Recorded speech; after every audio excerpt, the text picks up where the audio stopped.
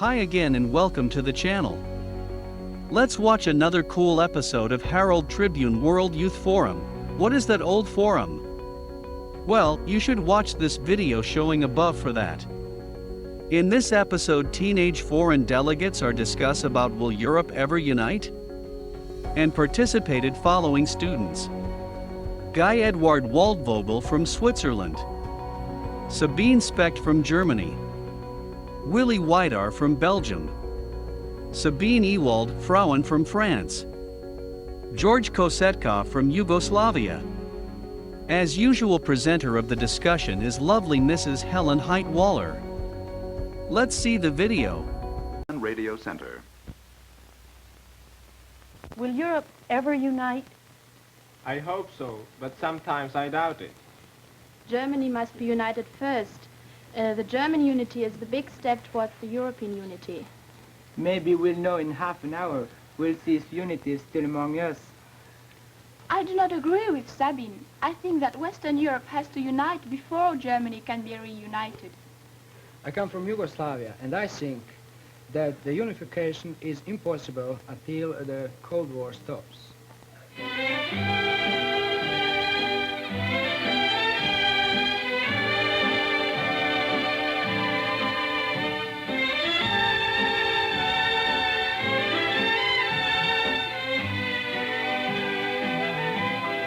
This is the world we want, with young people from the four corners of the globe brought together by the New York Herald Tribune Forum for High Schools, here to discuss the world we want under the direction of Helen Height-Waller.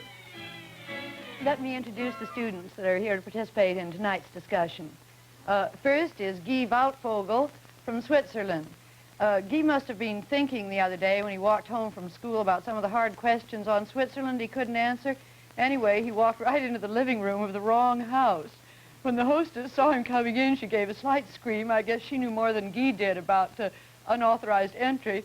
Anyway, it's true that you sat down and had coffee with her and explained who you were Yes, well, at the first moment she didn't agree very much with what I did, but she understood it at the end.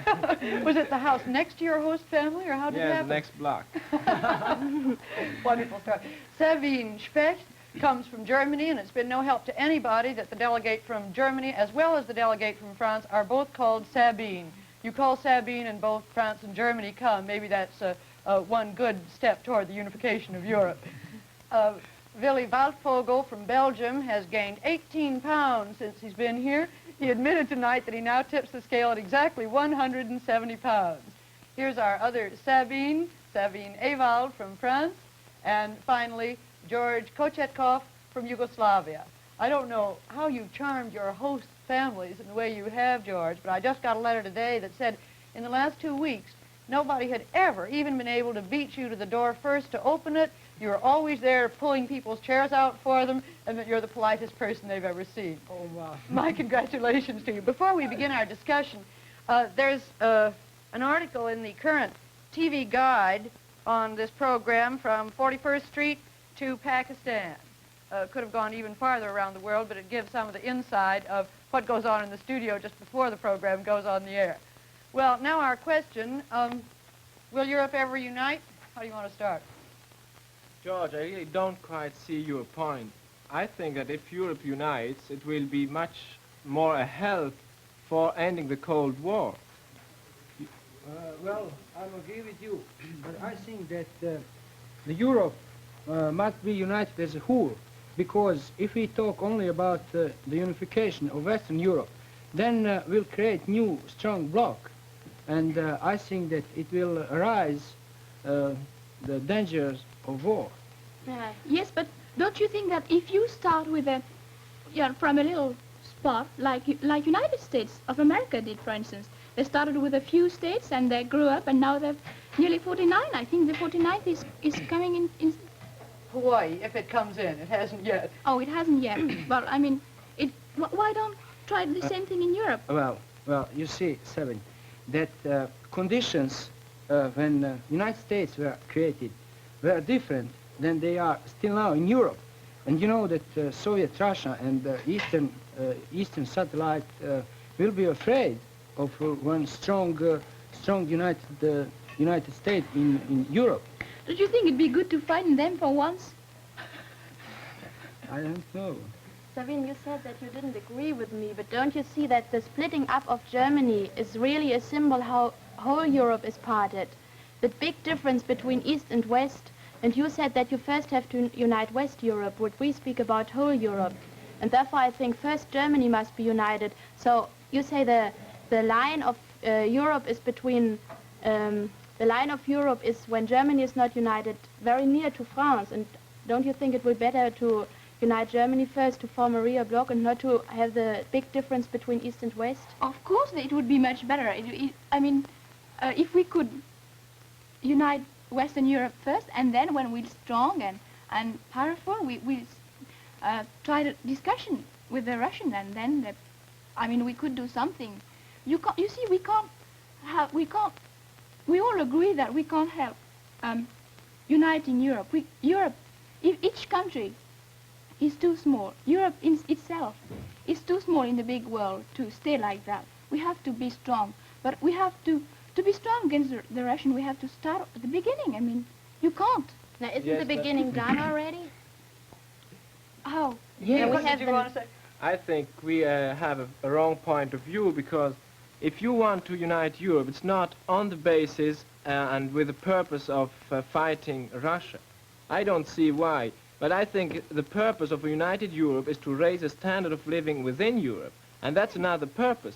I don't think that we have to erect a dam against communism. But we have our problems within the country, within the Europe. And that these problems have to be improved. United Europe to have is not only because of political reasons, but also of economic and other reasons. No, not one European country alone can do anything now, because after the war everything had been down so far. If we have a united Europe, we can afford big things in Africa, or perhaps even in Asia. Yeah. Let me ask you this. Do you think that NATO is a step toward greater unification in Europe? Not in my idea, because NATO is definitely against Russia. And I don't think that the purpose of a united Europe is to erect a dam against Russia, but it's for solving the problems.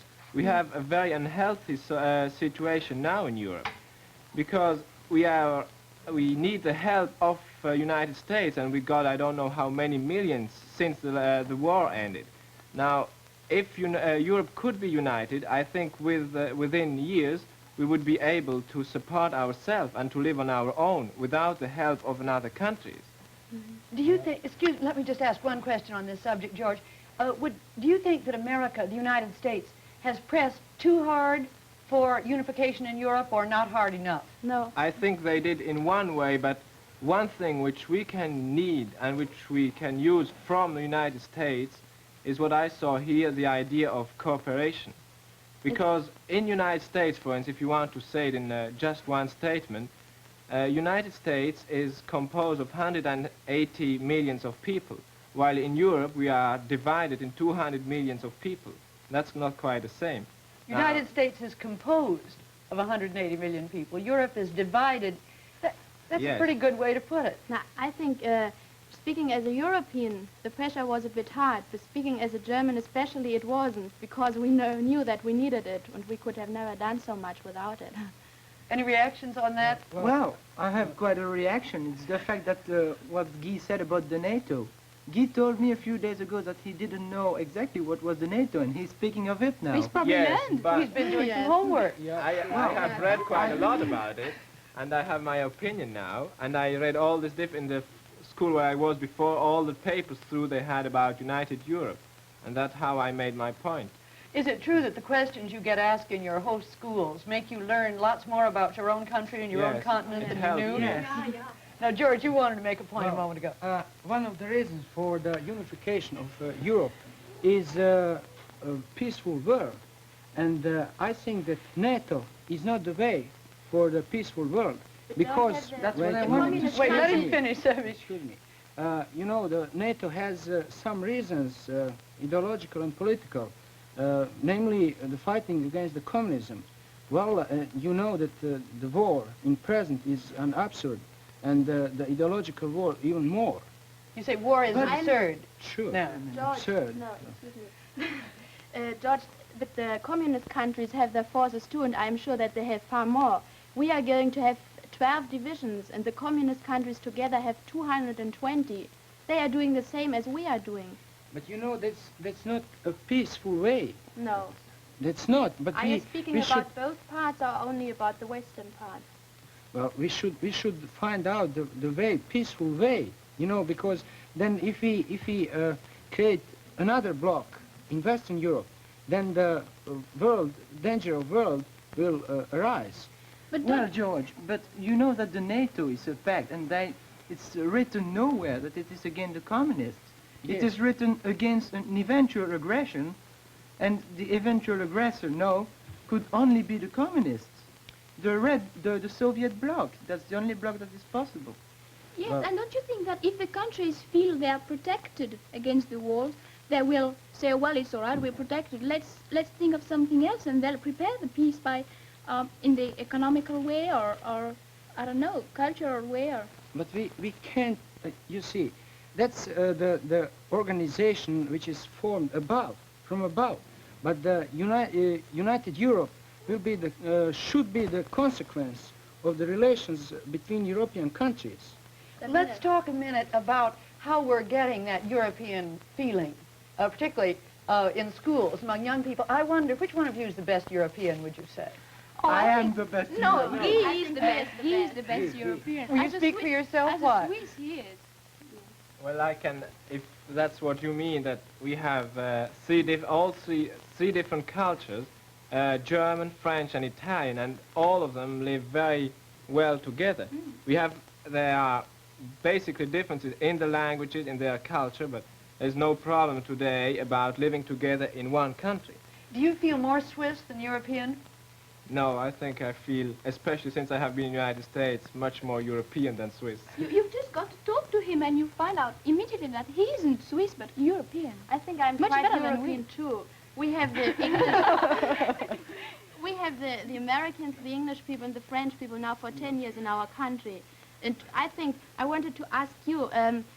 You see, we are getting along so good with the Americans. They occupied our country, but we know that we need them, and we do not feel really against them. You told me that you are sick and tired of seeing Americans. Why is that? Yeah, that's different. I mean, that's not because of they help us. That's just the way they do it. I mean, But they do it the same way in Germany. I think Sabine has an interesting point we might pursue. Why is it that Americans who conquered Germany get on better and have a better understanding with the Germans than the Americans in France have with the French? that's just the French. They're so individualist. I No, mean, we when are, they have, we are individualists too, but at the same time, I think we can accept things better, and if the situation is like this, then we can easier go along like that. For instance, the influence of the Americans on the German youth is very much all like the American music, all like cowboys and no, not cowboys, exactly, not so extremely, but as a whole Chewing scene as gum. is, and. Many Germans like to be like French. Many Germans like to be, for instance, like Americans. You never find that in France. And I would like to add that I think we have a pretty good will to come good along with the French people. And I don't know how it's going to be with most people think the greatest problem in Europe is between us both. I think well, what do you think? I think that the main difference is that in France and in Belgium, the Americans that we are having are tourists, mainly. While in Germany, you are having American soldiers and the American occupation. And these American tourists are coming with a lot of dollars and they spend it. The soldiers have the same. They have the nicest part in Berlin. They live in the nicest house. And if you see a big car on the street, you know at any rate that it belongs to an American soldier. Are you going to give up this argument, who's the best European, or do you still want to speak again in the defense Well, of Belgium? I think I'm still the best European, or, well, one of the best Europeans. Well, Belgium is divided into three parts. Like here, we have the Flemish part, the French part, and the German part. And then I think we have more intercourse with the other nations than the Swiss are having. For instance, we have Benelux. We are in all the big plans that happen in Europe, for instance, the NATO, the EDC, and for instance, Benelux. Well, you don't have anything like that in Switzerland with other countries, Guy. No, that's of course. No, perhaps in Belgium there are good Europeans, but between you both, Guy is the best. Well, this argument is getting nowhere. And how do you feel? Do you feel more like a European or more like a French? Well, since I arrived in America, I've started to think as a European more. Before I was French. And in school they mostly feel very much like French. Yeah, we don't learn anything about Europe really, you know, you see. No, and that's what we do in Germany now. Tell us more about that. But I'm sorry, George, go ahead.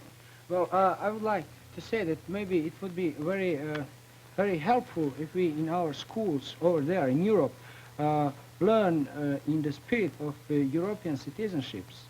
Well, what about Yugoslavia? Well, in our schools we have geography and history, and we learn world history and world geography, and I think that our studying about other countries is very useful. But is anything done to make you feel more European and less Yugoslav? Yeah, well, I think that we are more Yugoslavian because, you know, such conditions in Yugoslavia. Well, but I think that we should much more to study in that. European. How about the rest of your country? Well, for me it's very different because when I study history, I stopped after the First World War. So I'm really judging the international affairs with a mind that the people had 50 years ago. Yeah, now we stopped with the history we start long ago about we stop in the 18th century or something like that because the school year is not long enough to go along. But at the same time, we do a lot of current affairs. I don't think whether they did that before the war. There is quite a change in the schools had been quite a change in the schools after the war. How have they changed, Sabine? Now, first after the war, they tried out the American system with choosing subjects. But then they came back, and we have now to study 15 subjects every week. But has it changed in the sense of teaching you more about... We do just like the Americans do in their current events lessons. We read the newspapers, we discuss the things, and we even can argue with our teachers. We couldn't do that before the war. I think that's a good thing. That's what we need in France. We need to learn about the current events. Events. And we never know anything about that. Before I came to United States, I had never read a paper. I didn't know anything about politics. I had to learn to come, and I think that it's a good thing because you learn what the wrong things that are done and the good things, and when we'll be grown-ups and when we'll be at the head of our governments, we'll know better what to do, and we'll always think of our friends, of the friends we've met here with that forum, and we'll remember all the time that it's so easy to get friends. I mean, children do not know how nice the other children in the other countries are. Well, I do agree with...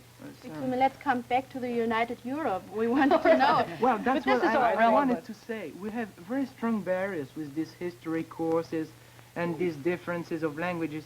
But these barriers, until I came here in America, I never noticed them. You don't feel them. That's what's dangerous about them, isn't it? You don't even notice the you don't barriers even notice that are there. these barriers. Yeah.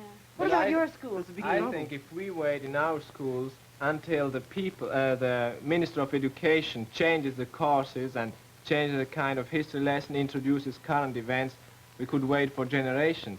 I think the problem is that we should, the youth, people like us who think that the United Europe is a necessary thing, should take it in our hands. No. Well, but I know you if your schools don't. No, well, but I know there is a movement now in Europe. For instance, they met last year, all young people below 25 years old, and they all met in order for fighting for this United Europe. And I think if I come back and I have to make speeches about my experience here and so on, I'll speak in favor of it too. And I think that's what we have to do, what each of us have to do, has to do. Tell me, Willie was talking about a European flag. I didn't even know one exists. Have you seen it in Switzerland, the European flag? Well, I knew it was one. There was one, but I didn't see it in Switzerland. Well, I got Will. Do you know about it, Sabine? I didn't know there was one. How about you? I didn't know For the first time tonight. I got Willie to draw me a picture of it. This, as I understand it, is green. A great big green E, and then white here? Well, you know, Mrs. Water, how we call it? No, We what? call it the underpants because of the way there is on this flag. Oh, ces Belges The sont under- toujours grossiers. Oh, thank you, Sabine. Oh, let's change the flag again. No, I wonder if that means that it's a mockery, or are you in typical Latin way joking about something because it's a concept you care about very much? Well, it's a concept we care about very much. We see it very often in Belgium, and the idea of Europeanization is coming in Belgium more and more. I wanted to ask you something else. You said that only the young people have to do it, but now it's still in the hand of the grown-ups. And take, for instance, after the First World War, the young people said, we have got to do it. Now they are grown up, and now we say we have got to do it. Then we are grown up, and it goes on like that. The grown-ups who are just doing everything have to do it, and not we. We cannot wait till we are grown up. It must begin now. But Don't we you are think not that- so far from being grown-ups. No, we are we are not so 18, far. and it might be in 12 years that we will have really power. The And 12 our years is a generation, long time, but No, perhaps but- you have changed your mind 12 then. years for unification of a country like Europe of so different nations, that's not a long It's time. not a long time. Sabine, But think why now- don't you let start the grown-ups? They must know the same thing. But they they've started. They started. You have the movement for Now, you unification said of your Europe. grown-ups don't do You anything. well, that's one movement coming from the upper part, led by politicians like Churchill and Spark. But the big education, the education of the big mass, has to be made by the young people, by people like us. That the old people, they have too much prejudice, too many prejudices. They had to But fight. not all. But many of them, Oh, I we don't don't know have any that. reason to have They- they prejudices. Look, let me ask you this. You've talked, all of you are European young people who are looking ahead with optimism, it seems to me, to European unification. Are all young people like that? What about these existentialists that we hear about? You Is mean that? in France? You Tell mean- us about them, Sabine. They don't know very much what existentialism is, really. They just The look only like thing that. is, you know, they wear those very tight blue slacks and those sort of shoes. You've got just a sole and things going up your legs and long hair like that. And the most important thing is to be dirty. And We good. have the same type in Berlin and in other countries too. There are a few characters, you find them all over the world, but they just look, they are not exactly, they look like as existentialists, but they are not, in But their there's a mind real they are movement in France of Yes, these there is. existentialists. All Oh, the but- students are, it's fashionable now to be It will dirty. go back into fashion like wearing necklaces. It's the same, I The think. movement has been, is now, especially for American people coming to Paris. They have the Cave de Saint-Germain-des-Prés and so on because they want to show it. But it's not real movement which has very many people who go, who But it has are some on the kind of- side. It does in the cafe when they discuss with Jean-Paul Sartre and all that. I mean, this is real Yeah, but existentialism. But it has some kind of Exactly. philosophical background, It doesn't it? has. But not a, Well, not a, first the movement came that a lot of students failed in their exams. So they started to live in this way. And then they took the philosophy of Sartre. But that came afterwards. The way of living in a dirty way and with long hair, that's the first thing. And then they took the philosophy of Sartre in order to have some background, which were Justification, in other yes, words. looked more You serious. know that there are few in Belgrade too. Not even in Yugoslavia. Oh, I can't believe it. Only few, but Does the There government was, look on them with favor or disfavor? no, they are quite free. They are dirty, long hair. There was an article in paper just before I left Yugoslavia about them. It was very interesting. you said you have the highest living standard. Do you have things like that in Belgium? Well, we have these people, these disappointed people who are like that too. It's everywhere. can't call I'm them- sure these people just, they clothe in that way just to be individualists, to try to be individualists, because in their individualism they try to escape from the world. It may be the aftermath of the war. Couldn't it be? Yes, it can be a... It's not a very big result. movement today anymore. Is it No. dying It out used- now, would you yes, say? it is. Well, let's talk about the positive. It's not dying out in France. What are you going to do about them? Nothing. As soon as they, I mean, as soon as they finish to study and they get married, they become as bourgeois as the others. Let me ask you a hard question now. Sabine, suppose you're appointed Minister of Education in France, and suppose you're appointed Minister of Education in Switzerland. What would you like to do about the schools in terms of getting more I think one thing is Europeanism. current events, which is a real lack in all our schools in Europe, that we Don't you don't have it at discuss all? them at all. We don't discuss them at all. We discussed the problem with our teacher himself several times, but he said he has to go through the program he has, and he cannot afford to introduce a new lesson just for current events. But even history teacher, and he is a very one of the leading history teacher in Switzerland. He told me that really they try to work out and to introduce these new courses. May I ask Yes. something? We were speaking mostly about West Europe. I wanted to ask we must take Russia too. Just like George said, we cannot speak about only West Europe if we Well, want let to be Sabine nice. answer the question from her point of view, the French schools, because they seem... I think if I was Minister of Education of France, I would change all the history course system, and I would like to be Minister of Education of Europe, so that I would let the children of every country go to choose their school in the country they like, because so that they could meet more with other children. For instance, with German children, we don't know enough about German and German children. That's why we fear them. When Sabine and I don't know, when we speak of the 3 wars we had, we found that silly. We never understand why we fought, really. It's stupid. Have you got any... Well, if I were the Minister of Education in Belgium, I should introduce a course of social studies. This course of social studies in my last school where I went in Berkeley, well, it was terrific. I was always in this course because it was very interesting for me. It was unusual to see these people discussing of current events, and I think it brings us a good idea of what would be Europe. Sabine, I'm afraid we're going to have to reserve to another program the matter of the unification, the broader unification of Europe with the Russian countries and the West.